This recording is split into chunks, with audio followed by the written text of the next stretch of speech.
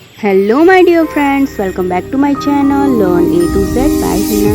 Friends, आज मैं आपके लिए नॉवेल लेके आई हूँ जिसका नाम है नागमंडला। और फ्रेंड्स, इसके ऑथर है गिरीश कर्नाड। फ्रेंड्स, ये नॉवेल में हम पहले ये जो ऑथर है गिरीश कर्नाड उसके बारे में थोड़ा जानेंगे, देन उसके जो कैरेक्टर्स है वो स्टडी करेंगे, एंड देन जो समरी है ये नॉवेल की, ये जो ड्रामा है उसकी हम डिटेल्स में स्टडी करेंगे। तो फ्रेंड्स, वीडियो को एंड तक ज़रूर देखें। तो फ्रेंड्स, सबसे पहले हम ये जो गिरीश कर्नाड है उसके बारे में थोड़ी सी इन्फॉर्मेशन ले लेते हैं। फ्रेंड्स, गिरीश कर्नाड जो है वो न केवल एक थेसिपियन थे बल्कि एक प्ले राइटर भी थे और एक मूवी प्रोड्यूसर भी थे। उन्होंने बहुत सारे नाटक लिखे हैं, प्ले लिखे हैं, जिसके जो मोस्ट ऑफ जो उसके जो सब्जेक्ट हैं वो है जो हमारे समाज में जो दुर्दशा है उसके साथ सामंजस्य स्थापित करने के तरीकों को एक विश्वसनीय आत्मनिरीक्षण है। उन्होंने निडरता से नगर पालिका के कलंक को चित्रित किया, उनके खिलाफ असाधारण रूप से आवाज़ उठाई। उनके प्ले में ज़्यादातर राजनीतिक, लोकतांत्रिक और आर्थिक मुद्दों को शामिल किया गया है। यहाँ तक कि उन्होंने चिड़चिड़ेपन और यौन हमले जैसे गर्म विषयों का भी विरोध किया है। उनका धर्मयुद्ध भारतीय पौराणिक कथाओं और प्राचीन काल में निहित है। वो विधिवाद और आधुनिकता के दूत हैं। उन्होंने वास्तव में अपने क्रांतिकारी और विद्रोही विचारों को अपने विद्वतापूर्ण कार्यों से साबित किया है। वो अविश्वसनीय रूप से लोक कथाओं, भ्रांतियों और प्राचीन दृष्टांतों का उपयोग व्यक्त करने के लिए करते हैं। तो फ्रेंड्स, अब हम कैरेक्टर को स्टडी करते हैं। First character is Aparna. Friend, ये जो अपर्णा है वो एक बिगड़ेल मैन है जो अपनी पत्नी पर बुरी तरह से शासन करता है। Second character is Rani. Friends, ये जो रानी है वो अपर्णा की वाइफ है।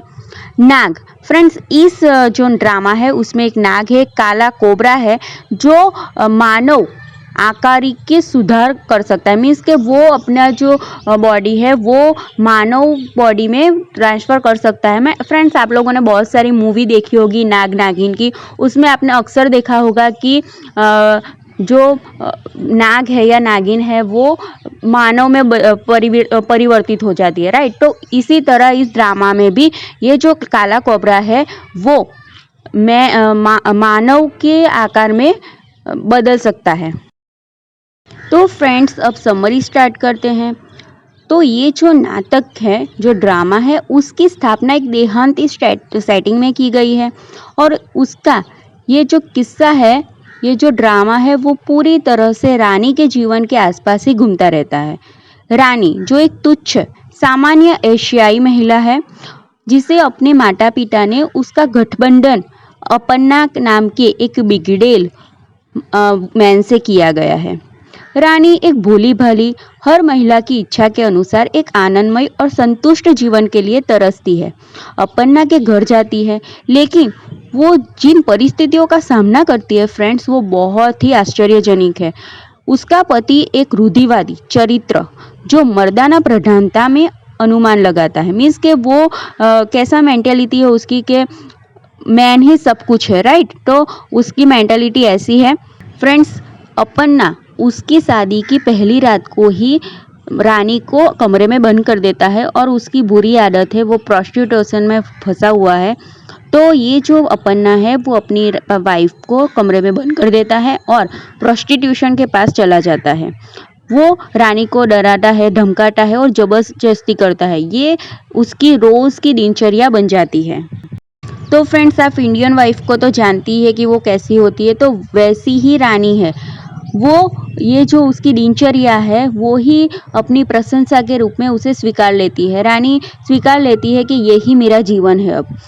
क्योंकि रानी की भावुक और कामुक लालसाएं पूरी नहीं हो रही थी, इसीलिए वो ईर्ष्या करती है, उसकी लालसा करती है और एक जड़ी बूटी ले आती है। फ्रेंड्स, वो जड़ी बूटी पकाने से और अपर्णा को वो जड़ी बूटी खिलाने से अपर्णा उसके बस में हो जाएगा। और इसी वजह से रानी वो जो जड़ी बूटी होती है वो पकाना स्टार्ट करती है। लेकिन जैसे ही वो जड़ी बूटी का कलर चेंज हो जाता है, लाल हो जाता है, तब रानी को ऐसा लगता है कि मुझे ऐसा नहीं करना चाहिए।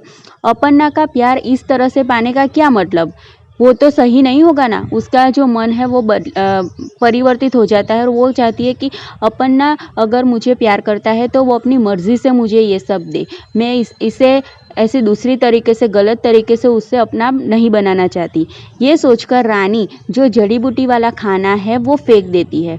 वो जहाँ पे फेंकती है उसी वहीं के आसपास ही ये जो काला नाग है फ्रेंड्स, उसका वो वहाँ पे रहता है। तो वो काला नाग वहाँ पे आता है और वो जो जड़ी बूटी वाला खाना होता है फ्रेंड्स, वो खा लेता है। और ये जो काला नाग है वो रानी के प्यार में पड़ जाता है।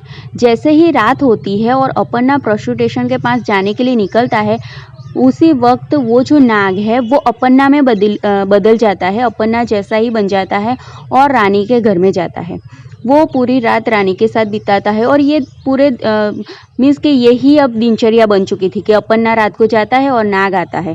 रानी को ऐसा लगता है कि मुझे अब सब कुछ मिल गया है, मीन्स कि अपर्णा अब मुझे प्यार करने लगा है। लेकिन रानी को ये भी बदलाव का एहसास होता है कि अपर्णा जब रात में आता है, रात में होता है, तब वो बहुत प्यार से मेरे साथ रहता है। लेकिन जैसे ही दिन होता है तब वो वापस से वही ज़बरदस्ती, वही उसका जो दिनचर्या होती थी पहले वही होता है। तो वो बहुत कंफ्यूज हो जाती थी फ्रेंड्स के ये अपर्णा के दो रूप कैसे हो सकते हैं। मीन्स के दिन में वो अलग और रात में अलग, दिन में वही ज़बरदस्ती, वही शोषण और रात को इतना अच्छा प्यार देना। लेकिन फिर भी वो ज़्यादा ध्यान नहीं देती है और उसी वक्त उसे पता चल जाता है फ्रेंड्स कि वो प्रेग्नेंट है और वो न्यूज़ अपर्णा को बताती है रानी कि मैं प्रेग्नेंट हूँ। ये सुनकर अपर्णा चौंक जाता है और वो कहता है कि ये बच्चा मेरा नहीं हो सकता और उस पर कैरेक्टर लेस होने का उस पर आक्षेप लगाता है। तो फिर ये जो अपर्णा है फ्रेंड्स वो पंचायत में जाता है और फिर उसकी वाइफ को सबके सामने बोलता है कि ये जो है चरित्रहीन है रानी, वो मेरे बच्चे की माँ बनने का कह रही है लेकिन ये बच्चा मेरा नहीं है।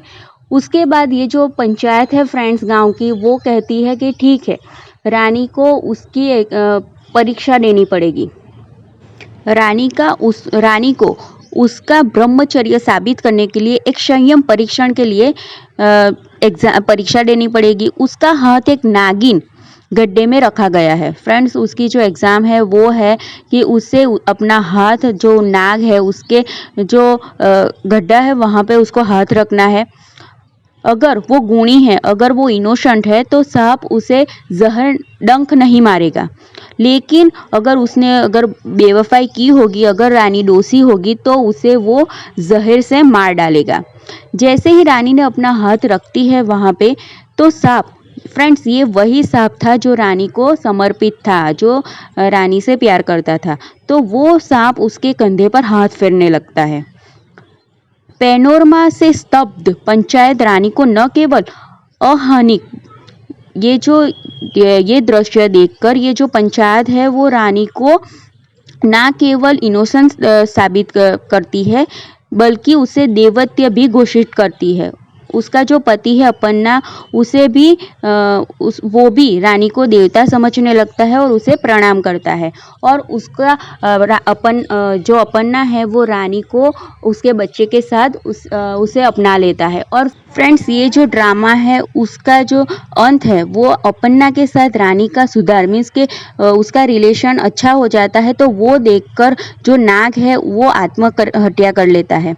तो फ्रेंड्स, इसी तरह से ये जो ड्रामा है, ये जो प्ले है वो ख़त्म हो जाता है। ड्रामा है नागमंडला, वो एक पितृसत्तात्मक समाज में महिलाओं की नज़रबंदी और शोषण को आश्चर्यजनक रूप से दर्शाता है।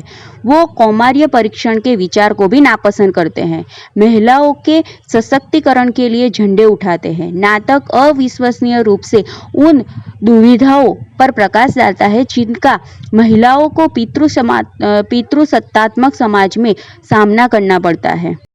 तो फ्रेंड्स आई होप आपको ये वीडियो अच्छा लगा होगा। फ्रेंड्स अगर आप भी कोई और नॉवेल के बारे में जानना चाहते हैं तो प्लीज़ मुझे कमेंट करें, मैं आपके लिए वीडियो ज़रूर बनाऊंगी। फ्रेंड्स अभी तक आपने मेरी चैनल को सब्सक्राइब नहीं किया then please subscribe my channel, like और शेयर ज़रूर करें। Thank you, bye.